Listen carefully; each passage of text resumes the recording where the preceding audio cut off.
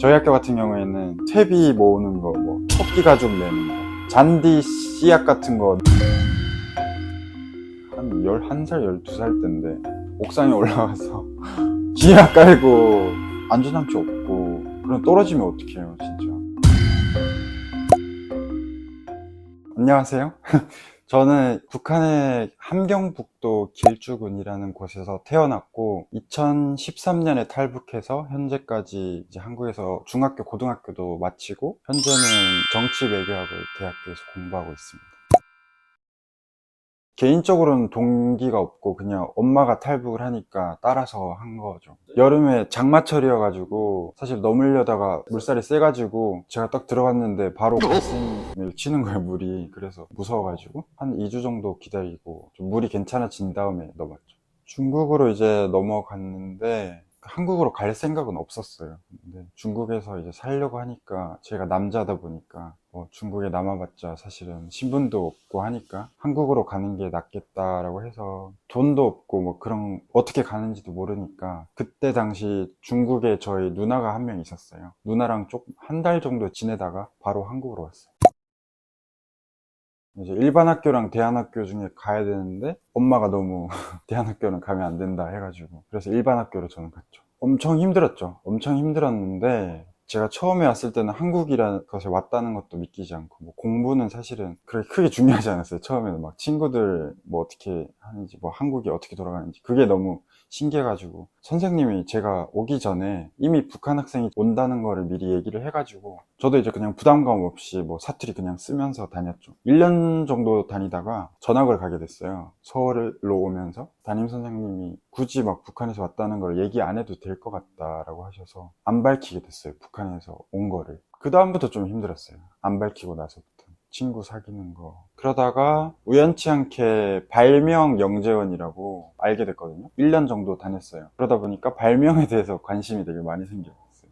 그래서 발명 이제 특성화 고등학교라고 갔어요. 거기를. 그 다음부터는 발명을 좀 공부를 한 상태다 보니까 관련된 친구들도 많이 만나고 하다 보니까 학교도 재밌어지고 여전히 이제 북한에서 왔다는 거를 얘기를 안 하고 다녔어요. 그러다가 고등학교 2학년 때 너무 친한 친구들이 생기다 보니까 너무 이제 솔직하지 못한 느낌이었어요. 왜냐면 뭐 초등학교 어디 나왔냐고 하면 제가 아는 초등학교 아무거나 얘기하고 하는데 그 사실 아는 게 없잖아요. 문화적으로도 뭐 애니메이션 같은 것도 뭐 친구들이 뭐 보고 컸는데 저는 그거 아예 모르는 거예요. 먼저 한 명한테 좀 솔직하게 얘기를 했어요. 한 5년 동안이나 아무한테도 북한에서 왔다는 걸 얘기를 안 하다 보니까 말이 잘 안 나오는 거예요. 메모장에 써가지고 친구 버스 타고 갔는데 그냥 보여줬어요.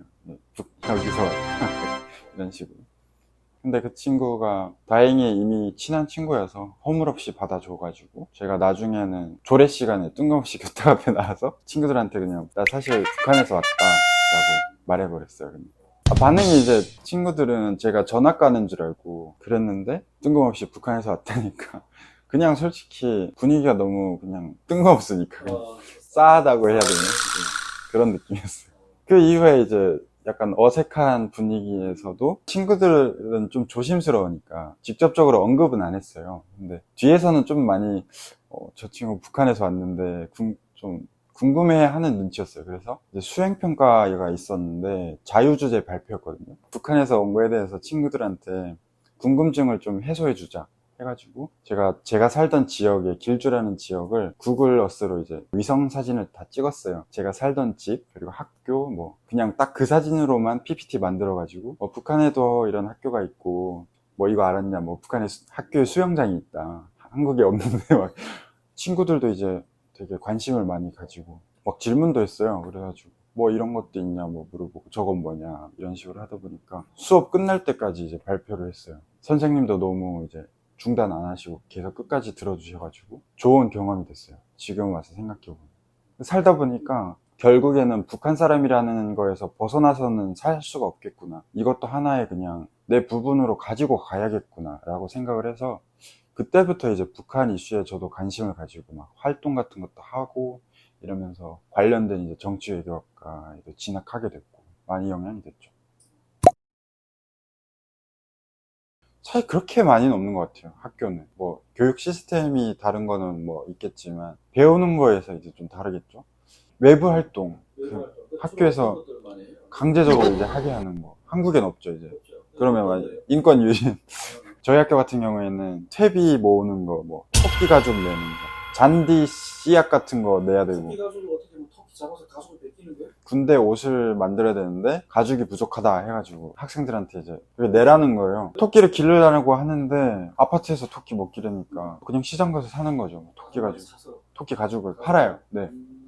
먹고 살기도 힘든데 그런 거에까지 돈을 쓰려니까 되게 힘든 상황이고, 사실 몸으로 하는 거는 그냥 가서 수학할 때 저희가 가서 일하는 건 사실 뭐 일하면 되니까 괜찮은데, 사실 돈 내는 게 제일 힘들어요. 북한에서 하는 게.